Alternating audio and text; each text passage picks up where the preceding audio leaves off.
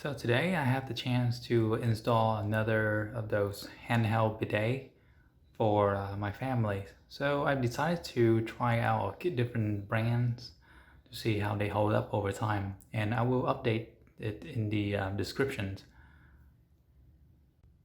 Talk about price range. The one on the left is about $30, while the one on the right is about $25.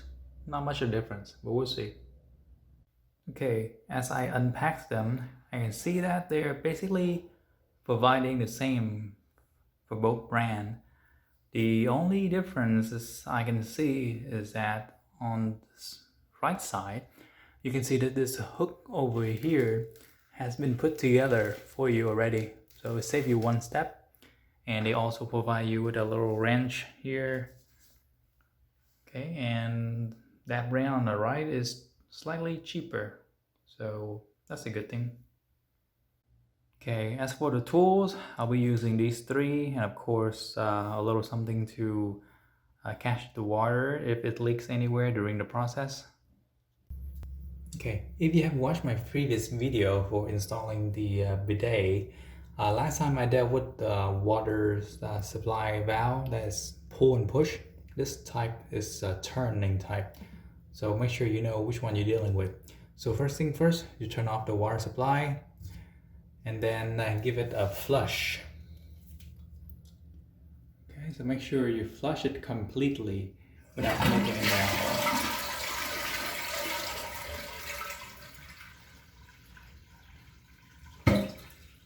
Okay.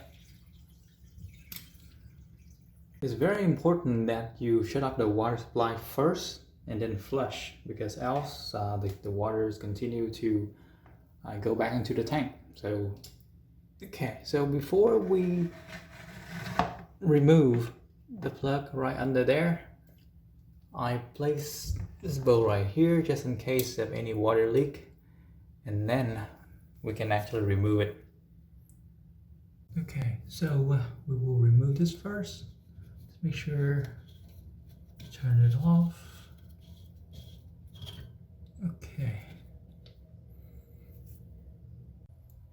Okay, so next we will install this in place right here. And as you can see, I put some Teflon tape over this thread here and here also. Now just to be safe. Okay, so now you just have to reconnect the water supply valve here.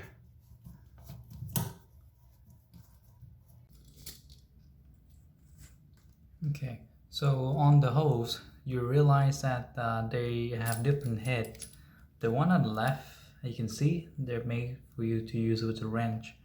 So this is gonna be the one to use under the toilet, while the other one is gonna be connected to the handheld sprayer.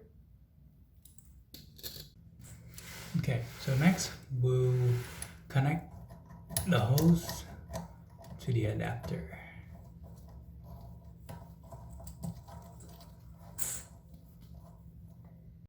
Now for this one, it seems to be a little loose still, so I'm just gonna tighten it up just a little bit using this wrench.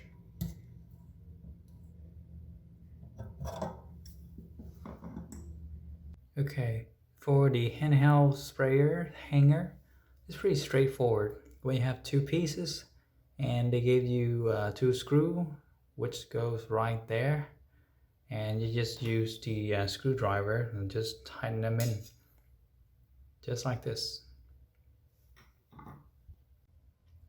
Okay, so next you just pull this side off and just put it right here.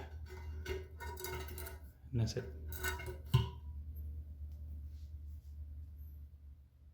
And then you can just hang the sprayer right there, just like that. Okay, so from here, all we have to do is just turn back the water supply and check for a leak anywhere. All right, here we go.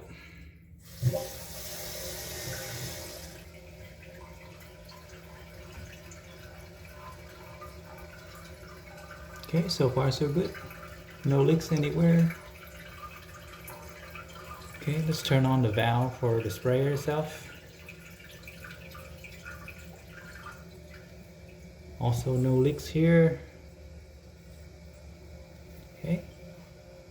Now, some of you may ask, so what about this valve right here? Usually they would say that you should turn it off after each use, but I've been leaving it, on all the time, but it's been fine. So it's all depend on whatever you like to turn it off or leave it on the way it is.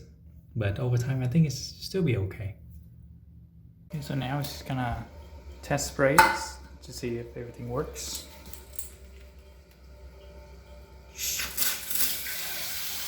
Okay.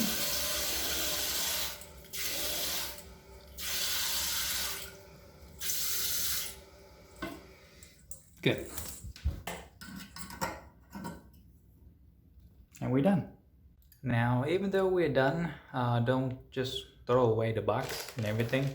Usually I would just save everything, put it there for about 30 days. If something were to happen, you still have the box and everything to return it back. Okay, so now I'm just gonna finish up with this set for the second toilet, and that'll be it. Thank you.